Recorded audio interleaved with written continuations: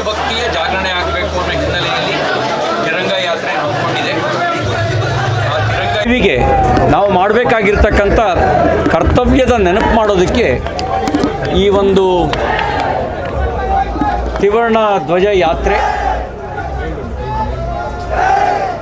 ಎಲ್ಲ ಭಾರತೀಯರು ಒಂದಾಗಿ ದೇಶಭಕ್ತಿಯ ಘೋಷಣೆಯ ಮೂಲಕ ಯಾತ್ರೆಯನ್ನು ಮುಖ್ಯ ಬೀದಿಯಲ್ಲಿ ತಗೊಂಡು ಹೋಗ್ತಾ ಇದ್ದಾರೆ. ಅದನ್ನು ನೋಡೋದೇ ಒಂದು ಆನಂದದ ಸಂಗತಿ.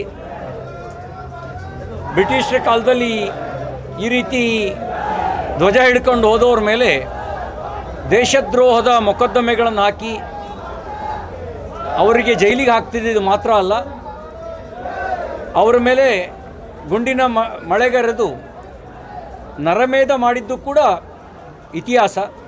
ಸ್ವತಂತ್ರ ಭಾರತದಲ್ಲಿ ಭಾರತ್ ಮಾತಾ ಕಿ ಜೈ ಅನ್ನುವಂಥ ಆನಂದದ ಉದ್ಘೋಷ ಎಲ್ಲರ ಮನಗಳಲ್ಲಿ ಭಾರತೀಯತೆಯ ಜಾಗೃತಿಯನ್ನು ಮೂಡಿಸೋದಕ್ಕೆ ಕಾರಣ ಆಗಿದೆ.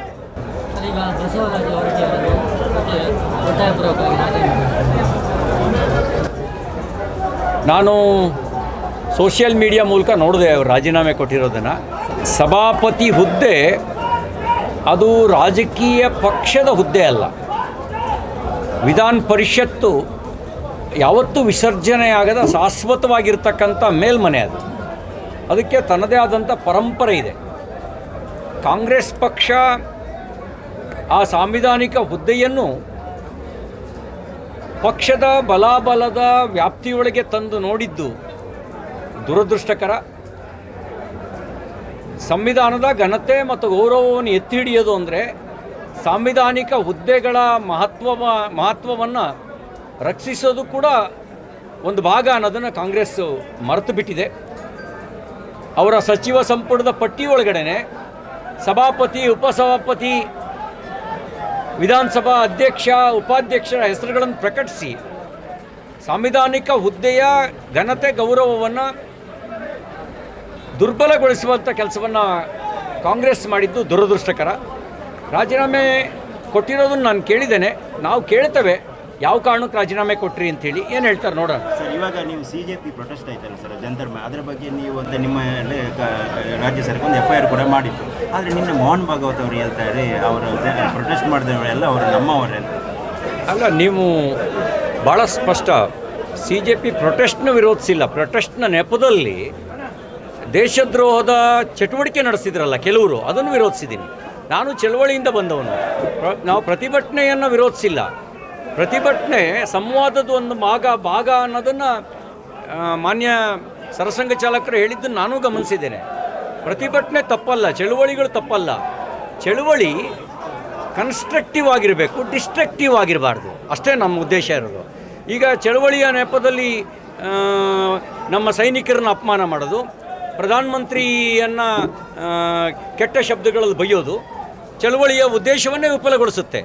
ಅದು ಯಾರು ಶಿಕ್ಷಣ ಕ್ಷೇತ್ರದಲ್ಲಿ ಬದಲಾವಣೆ ಆಗಬೇಕು ಅಂತ ಬಯಸ್ತಾರೋ ಅವ್ರು ಯಾರು ಇಂಥ ಕೆಲಸವನ್ನು ಮಾಡಲ್ಲ. ವಿದ್ಯಾರ್ಥಿಗಳ ಹೆಸರಿನಲ್ಲಿ ಅರಾಜಕತೆಯನ್ನು ಹುಟ್ಟಾಕಬೇಕು ಅನ್ನುವಂಥ ಸಂಚು ನಡೆಸಿದಂಥ ಕೆಲವು ಜನ ಅಲ್ಲಿ ಸೇರಿಕೊಂಡು ಆ ಕೆಲಸ ಮಾಡಿದ್ದಾರೆ. ಹಾಗಾಗಿ ಚಳುವಳಿ ಬೇರೆ, ಚಳುವಳಿಯ ನೆಪದಲ್ಲಿ ಅರಾಜಕತೆ ಹುಟ್ಟಾಕೋದು ಬೇರೆ. ಕಾಂಗ್ರೆಸ್ನಲ್ಲಿ ಮಂತ್ರಿ ಆಗುವ ಯೋಗ್ಯತೆ ಇರುವ ಮಹಿಳೆಯರೇ ಇಲ್ಲ ಅಂತ ಅವರು ಒಪ್ಕೊಂಡಿದ್ದಾರೆ. ಶತಮಾನಗಳ ಇತಿಹಾಸ ಇರುವಂಥ ಕಾಂಗ್ರೆಸ್ ಪಾರ್ಟಿ ದೇಶಕ್ಕೆ ಮಹಿಳಾ ಪ್ರಧಾನಮಂತ್ರಿಯನ್ನು ಕೊಟ್ಟಂಥ ಕಾಂಗ್ರೆಸ್ ಪಾರ್ಟಿ, AICC ಅಧ್ಯಕ್ಷರೇ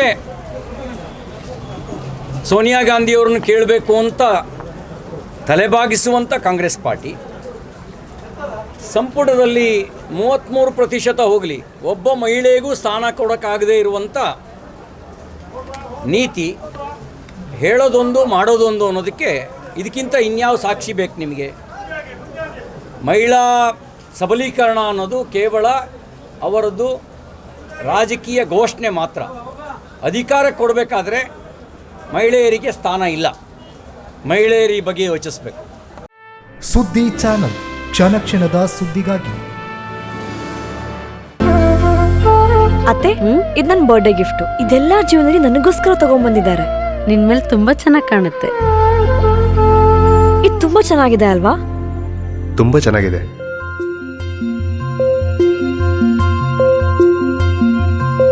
it will look really good on you. ಅಮ್ಮ, mother is always son's first love.